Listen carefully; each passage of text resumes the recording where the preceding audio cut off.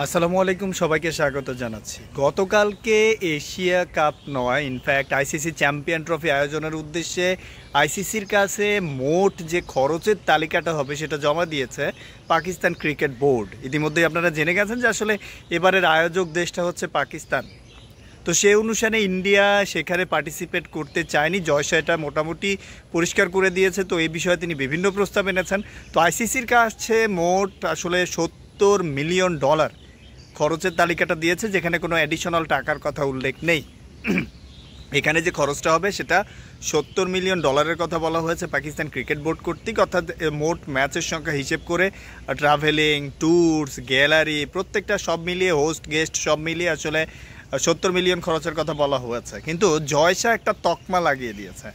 জয়শা একটা নতুন তকমা লাগিয়েছে, সেটা হচ্ছে তিনি এক্সট্রা আইসিসিকে আরও $4.5 মিলিয়ন দিতে চায়। আরও $4.5 মিলিয়ন অফার করেছে। কারণটা কি সেটা খুঁজে বেড়ানোর আগে সবচেয়ে বড় যেটা বিষয়, আইসিসি সেটাকে অ্যাকসেপ্ট করেছে।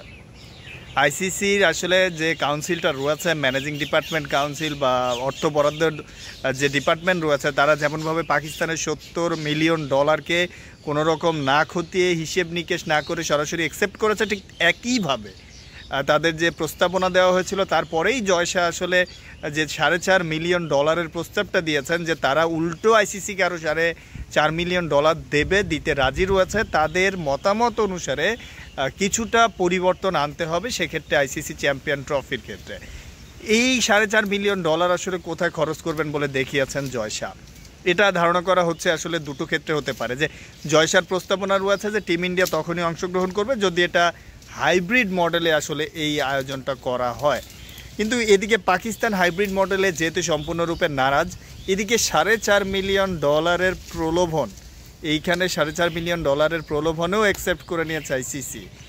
আসলে মূল ধারণা করা হচ্ছে যে এটা যদি অন্য কোনো দেশে হতে পারে, সেটা শ্রীলঙ্কা হতে পারে, সেটা দুবাই, এরকম কোনো একটা জায়গায় যদি আসলে হাইব্রিড মডেলে ভারতের ম্যাচগুলোকে আয়োজন করা হয়, সেক্ষেত্রে 3টা ম্যাচ হবে, অর্থাৎ ভারতের সাথে পাকিস্তানের ম্যাচ সংখ্যাই হবে 3টা।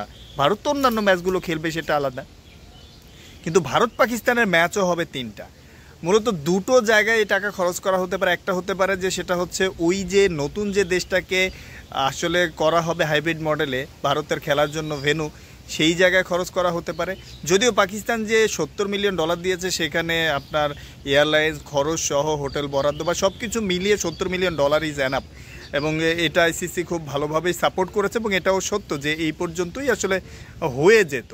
তাহলে এই $4.5 মিলিয়ন কি ওই দেশটাকে দেওয়া হবে যে দেশে আসলে আয়োজনটা করা হচ্ছে? এটাও কিন্তু খুব একটা বলতে পারবেন না যে সব ম্যাচের জন্যই আসলে দিতে পারে। তারা ভারত পাকিস্তানের ম্যাচের সিকিউরিটিকে বেশি প্রবাবিলিটি করছে।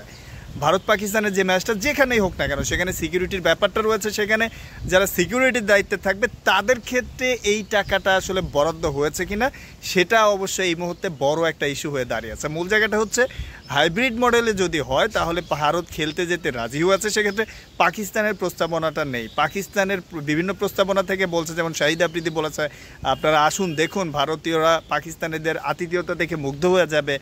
আবার সাবেক পাকিস্তানি আরও একজন টেস্ট প্লেয়ার, দীর্ঘ 11 বছর যিনি পাকিস্তানের হয়ে প্রতিনিধিত্ব করেছেন, জহির নাকি যেন নাম, আমার এই মুহূর্তে মনেটা পড়ছে না, তবে তিনি জানিয়েছেন যে কোনোভাবেই আসলে ভারত যদি পার্টিসিপেট না করবে সেটা তাদের ব্যাপার, কিন্তু হোস্ট কান্ট্রি হিসেবে পাকিস্তানি আয়োজন করবে।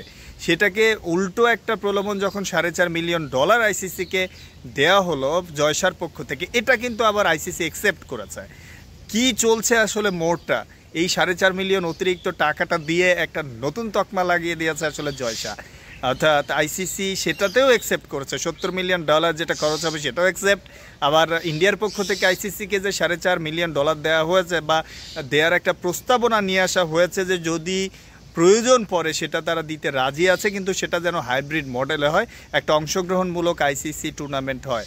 এটা তো এমনও হতে পারে, দেখা যাচ্ছে প্রত্যেকটা আসলে ওই $4.5 মিলিয়ন তো এরকম না যে অন্যান্য যে দেশগুলো অংশগ্রহণ করছে বাকি 7টা দেশকে সবগুলো প্লেয়ারকে ভারতে নিয়ে আসবে, নিয়ে এসে ওই টাকা দিয়ে ইউনিফর্ম কিনে দেবে, নাস্তা করাবে, এই সেই হেনতেন, এরকম কিছু না। যে দেশে ওই আয়োজনটা করা হবে ওই দেশের জন্য আসলে এই $4.5 মিলিয়ন হয়তো বা প্রস্তাবনা এনেছে ভারতীয় ক্রিকেট বোর্ড, বিসিসিআই, এমনটাই ধারণা করা হচ্ছে। তো যাই হোক, ঘটনার মোড় আসলে কোন দিকে দাঁড়ায় একদিকে $70 মিলিয়ন যেমন অ্যাকসেপ্ট করেছে আইসিসি, অপর দিকে $4.5 মিলিয়ন জয়সার একটা পাল্টা রিভেঞ্জ। এই দুটো মিলিয়ে আইসিসি চ্যাম্পিয়ন ট্রফি, যেটা পাকিস্তানে পুরোপুরি হওয়ার কথা, সেখানে আসলে সিদ্ধান্তটা কী আসে? হাইব্রিড মডেলেই কি ভারত অংশগ্রহণ করবে, নাকি সরাসরি অংশগ্রহণ করবে, নাকি একেবারেই অংশগ্রহণ করবে না, সেগুলো আসলে সময়ের ব্যাপার, সিদ্ধান্তই চলে আসবে।